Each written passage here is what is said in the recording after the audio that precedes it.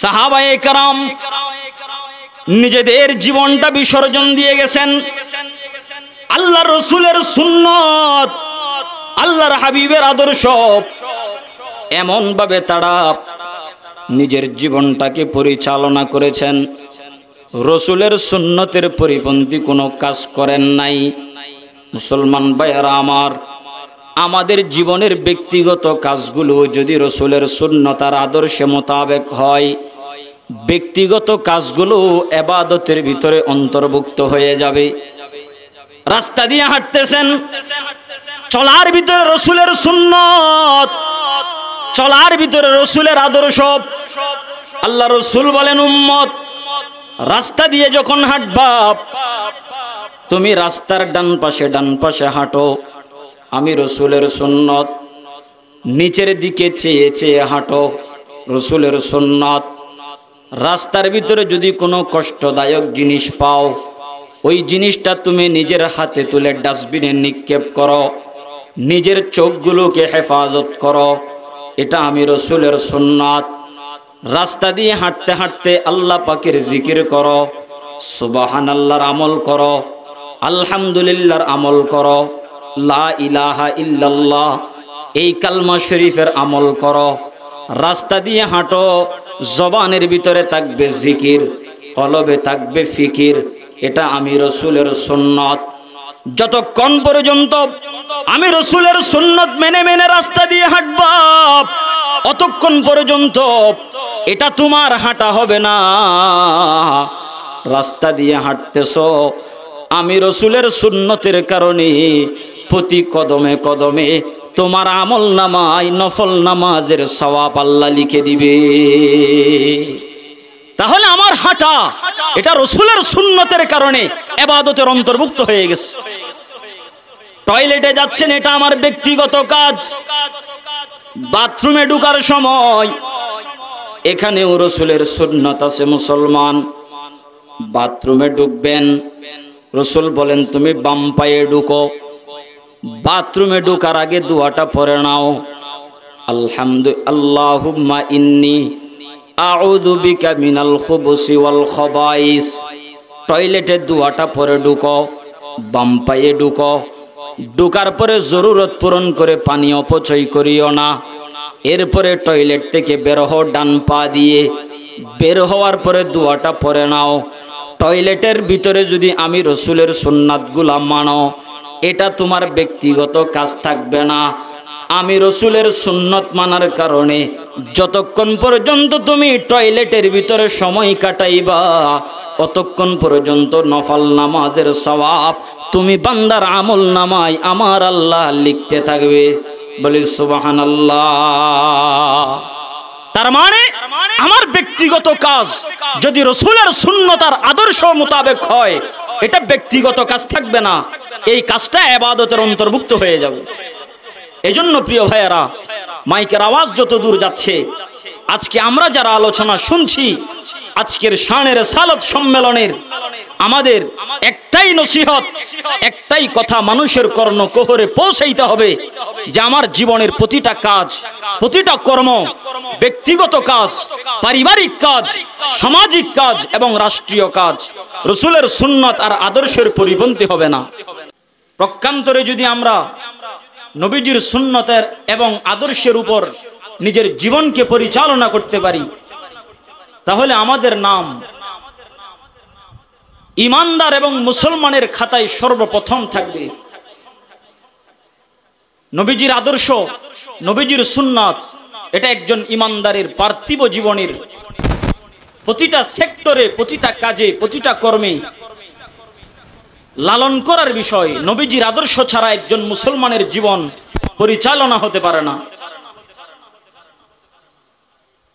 রাসূল করিম সাল্লাল্লাহু আলাইহি ওয়াসাল্লাম বলেন, আমি রাসূলকে মুহাব্বত করা, ভালোবাসা, এটা হলো ঈমানের অংশ। ঈমানদার পরিচয় দিতে হলে নবীজিকে ভালোবাসতে হবে। নবীজিকে ভালোবাসার অর্থটা কি? নবীজিকে মুহাব্বত করার অর্থ কি? এত বড় নিয়ামত কদর করার অর্থটা কি? রাসূল করিম সাল্লাল্লাহু আলাইহি ওয়াসাল্লাম হাদিস শরীফের ভিতরে বলেন, আমি রাসূলকে ভালোবাসার অর্থ হলো জীবনের প্রতিটা ক্ষেত্রে, জীবনের প্রতিটা সেক্টরে আমি রাসূলের সুন্নত এবং আদর্শ বাস্তবায়ন করা। সাহাবায়ে কেরামের জীবনটাই ছিল রাসূলে পাকের সুন্নতের রঙে রঙিন, জীবন দিয়ে গেছেন, তবে রাসূলের আদর্শ তারা বিসর্জন দেয় নাই। যার কারণেই দুনিয়াতে থাকতে সাহাবায়ে কেরাম কোরআনুল কারীমের আয়াতের মাধ্যমে আল্লাহ পাক জানিয়েছেন তারা দুনিয়াতে থাকতে জান্নাতের সার্টিফিকেট প্রাপ্ত। কোরআনুল কারীমে আছে 11 নম্বর পারার 2 নম্বর পৃষ্ঠা, প্রথম নম্বর লাইনে আছে সূরা তাওবার 100 নম্বর আয়াত। আল্লাহ সুবহানাহু ওয়া তাআলা এই আয়াতের ভিতরে সাহাবায়ে কেরামদেরকে জান্নাতের সার্টিফিকেট দিয়েছেন। কোরআন শরীফের আয়াত আল্লাহ পাক বলেন, السابقون الأولون من المهاجرين والأنصار والذين اتبعوهم بإحسان رضي الله عنهم ورضوا عنه। মহান আল্লাহ সুবহানাহু ওয়া তাআলা বলেন, আমার নবীর সাহাবীরা তাদেরকে আমি আল্লাহ জান্নাতের সার্টিফিকেট দিলাম। তারা হলো জান্নাতি মানুষ। কি কারণে জান্নাতি মানুষের সার্টিফিকেট আল্লাহ পাক তাদেরকে দিলেন, এই ব্যাপারে আল্লাহ পাক কোরআন শরীফের ভিতরে বলেন, কারণ তারা হলেও আমি আমার হাবিবের সুন্নত এবং আদর্শের রঙে রঙিন। তারা নিজের জীবন বিসর্জন দিয়েছেন মুহাম্মদুর রাসূলুল্লাহ সাল্লাল্লাহু আলাইহি ওয়াসাল্লামের সুন্নত এবং আদর্শ তারা বিসর্জন দেয় নাই। বলি সুবহানাল্লাহ। জীবন বিসর্জন দিয়েছেন, কিন্তু সাহাবায়ে কেরাম রাসূলের আদর্শ কখনো তারা বিসর্জন দেয় নাই। সাহাবায়ে কেরাম পাথরের আঘাত খেয়েছেন, নিজের দেহের তাজা রক্ত জমিনের ভিতরে ঢেলে দিয়েছেন, নিজের সন্তানগুলোকে ইতিম করে দিয়েছেন, নিজের স্ত্রীকে বিধবা করেছেন, নিজের দেহের তাজা রক্ত ইসলামের জন্য বিসর্জন দিয়ে গেছেন। তবে তারা রাসূলের সুন্নত বিসর্জন দেন নাই। নিজের ব্যক্তিগত জীবন থেকে রাষ্ট্রীয় জীবন পর্যন্ত সাহাবায়ে কেরাম আল্লাহর রাসূলের রঙে রঙিন হওয়ার কারণে কোরআনুল কারীমের আয়াতের মাধ্যমে আল্লাহ পাক তাদেরকে জান্নাতের সার্টিফিকেট দিয়েছেন। বলি সুবহানাল্লাহ। হযরত ওমর রাদিয়াল্লাহু তাআলা আনহু ইসলামের দ্বিতীয় খলিফা, মুহাম্মদুর রাসূলুল্লাহ সাল্লাল্লাহু আলাইহি ওয়াসাল্লামের মাথা আনার জন্য যায় হযরত ওমর। কিন্তু ঘটনা লম্বা। হযরত ওমর যখন রাসূলের হাতে কালমা পড়ে মুসলমান হয়ে গেলেন, নবীজির রঙে যখন রঙিন হয়ে গেলেন, যে ব্যক্তি আল্লাহ রাসূলের মাথা আনার জন্য যায়, রক্ত আনার জন্য যায়, এই মানুষটা যখন রাসূলের রঙে রঙিন হয়ে গেছেন, নবীজি বলেন, ওমর তোমাকে আমি জান্নাতের সার্টিফিকেট দিলাম। হযরত ওমরকে নাম ধরে রাসূল করিম সাল্লাল্লাহু আলাইহি সাল্লাম জান্নাতের সার্টিফিকেট দিয়েছেন। অতএব মুসলমান ভাইয়ারা, রাসূলের রঙে রঙিন যদি আমরা হতে পারি, আপনি যত বড় খারাপ মানুষ হন না কেন, যত বড় সন্ত্রাসী হন না কেন, যদি রাসূলের রঙে রঙিন আমরা হতে পারি, আল্লাহ কোরআন শরীফের আয়াতের মাঝখানের অংশে বলেন, ওয়ামান, যে ব্যক্তি তাবিআহুম বিইহসান, সাহাবায়ে কেরামদেরকে অনুসরণ করবে, মানে সাহাবায়ে কেরামের মতো রাসূলের সুন্নাতগুলোকে আঁকড়ে ধরতে পারবে, আল্লাহ তাদের ব্যাপারেও বলেছেন রাদিয়াল্লাহু আনহুম ওয়া রাদুআন, তাদের উপরে আমি আল্লাহ রাজি, তারাও আমি আল্লাহর উপরে রাজি। তার মানে সাহাবায়ে কেরাম রাসূলের রঙে রঙিন হয়ে যেমন জান্নাতের সার্টিফিকেট পেয়েছেন, আমরাও যদি সাহাবায়ে কেরামের মতো রসুলের আদর্শ এবং সুন্নতকে বাস্তবায়ন করতে পারি, আল্লাহ পাক আমাদেরকেও জান্নাতের সার্টিফিকেট দিয়েছেন। বলি সুবহানাল্লাহ। অতএব আমাদের জীবনের প্রতিজ্ঞা হওয়া উচিত, আমাদের জীবনের প্রতিটা কাজে কর্মে দৃঢ় প্রতিজ্ঞা করতে হবে যে আমার জীবন চলে যাবে, তবে রসুলের আদর্শ আমি বিসর্জন দিব না। সাহাবায়ে কেরাম নিজেদের জীবনটা বিসর্জন দিয়ে গেছেন আল্লাহ রসুলের সুন্নত, আল্লাহর হাবিবের আদর্শ। এমন ভাবে তারা নিজের জীবনটাকে পরিচালনা করেছেন, রসুলের সুন্নতের পরিপন্থী কোনো কাজ করেন নাই। মুসলমান ভাইয়েরা আমার, আমাদের জীবনের ব্যক্তিগত কাজগুলো যদি রসুলের সুন্নত আর আদর্শে মোতাবেক হয়, ব্যক্তিগত কাজগুলো ইবাদতের ভিতরে অন্তর্ভুক্ত হয়ে যাবে। রাস্তা দিয়ে হাঁটতেছেন, চলার ভিতরে রসুলের সুন্নত, চলার ভিতরে রসুলের আদর্শ। আল্লাহ রসুল বলেন, উম্মত রাস্তা দিয়ে যখন হাঁটবা, তুমি রাস্তার ডান পাশে হাঁটো, আমি রসুলের সুন্নত। নিচের দিকে চেয়ে চেয়ে হাঁটো, রসুলের সুন্নত। রাস্তার ভিতরে যদি কোনো কষ্টদায়ক জিনিস পাও, ওই জিনিসটা তুমি নিজের হাতে তুলে ডাস্টবিনে নিক্ষেপ করো, নিজের চোখগুলোকে হেফাজত করো, এটা আমি রসুলের সুন্নাত।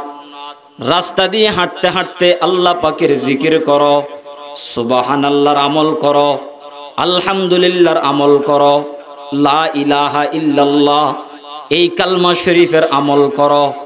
রাস্তা দিয়ে হাঁটো, জবানের ভিতরে থাকবে জিকির, কলবে থাকবে ফিকির, এটা আমি রসুলের সুন্নত।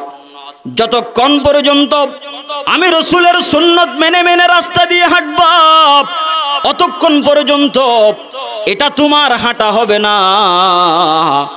রাস্তা দিয়ে হাঁটতেছো, আমি রসুলের সুন্নতের কারণে প্রতি কদমে কদমে তোমার আমল নামায় নফল নামাজের সওয়াব আল্লাহ লিখে দিবে। তাহলে আমার হাঁটা এটা রসুলের সুন্নতের কারণে ইবাদতের অন্তর্ভুক্ত হয়ে গেছে। টয়লেটে যাচ্ছেন, এটা আমার ব্যক্তিগত কাজ। বাথরুমে ঢোকার সময় এখানেও রসুলের সুন্নত আছে। মুসলমান বাথরুমে ঢুকবেন, রসুল বলেন তুমি বাম পায়ে ঢুকো। বাথরুমে ঢোকার আগে দোয়াটা পড়ে নাও, আল্লাহুম্মা ইন্নী আউযু বিকা মিনাল খুবুসি ওয়াল খাবাইস। টয়লেটে দোয়াটা পড়ে ঢুকো, বাম পায়ে ঢুকো। ঢোকার পরে জরুরত পূরণ করে পানি অপচয় করিও না। এরপরে টয়লেট থেকে বের হও ডান পা দিয়ে। বের হওয়ার পরে দোয়াটা পড়ে নাও। টয়লেটের ভিতরে যদি আমি রসুলের সুন্নাতগুলা মানো, এটা তোমার ব্যক্তিগত কাজ থাকবে না। আমি রসুলের সুন্নত মানার কারণে যতক্ষণ পর্যন্ত তুমি টয়লেটের ভিতরে সময় কাটাইবা, অতক্ষণ পর্যন্ত নফল নামাজের সওয়াব তুমি বান্দার আমল নামায় আমার আল্লাহ লিখতে থাকবে। বলি সুবহানাল্লাহ। তার মানে আমার ব্যক্তিগত কাজ যদি রসুলের সুন্নত আর আদর্শ মোতাবেক হয়, এটা ব্যক্তিগত কাজ থাকবে না, এই কাজটা ইবাদতের অন্তর্ভুক্ত হয়ে যাবে। এজন্য প্রিয় ভাইয়েরা, মাইকের আওয়াজ যত দূর যাচ্ছে, আজকে আমরা যারা আলোচনা শুনছি, আজকের শানের রিসালাত সম্মেলনের আমাদের একটাই নসিহত, একটাই কথা মানুষের কর্ণকুহরে পৌঁছাইতে হবে যে আমার জীবনের প্রতিটা কাজ, প্রতিটা কর্ম, ব্যক্তিগত কাজ, পারিবারিক কাজ, সামাজিক কাজ এবং রাষ্ট্রীয় কাজ রসুলের সুন্নত আর আদর্শের পরিপন্থী হবে না। আল্লাহ সুবহানাহু ওয়া তাআলা আমাদের সবাইকে রসুলে পাক এটা আমাদের জন্য নিয়ামত, আল্লাহ রসুল এটা আমাদের জন্য নিয়ামত, এই নিয়ামতকে কদর করার তৌফিক দান করুন। সবাই আসরের নামাজের পর থেকে আমাদের দূর দূরান্ত থেকে যে সমস্ত মেহমানবৃন্দ আসবেন, সুন্দরভাবে বসে ওনাদের কথাগুলো শুনবেন, আমলের নিয়তে শুনবেন। আল্লাহ সুবহানাহু ওয়া তাআলা সবাইকে তৌফিক দান করুন। আমিন। ওয়া আখিরু দাওয়ানা আনিল হামদুলিল্লাহি রাব্বিল আলামিন। আসসালামু আলাইকুম ওয়া রাহমাতুল্লাহি ওয়া বারাকাতুহু।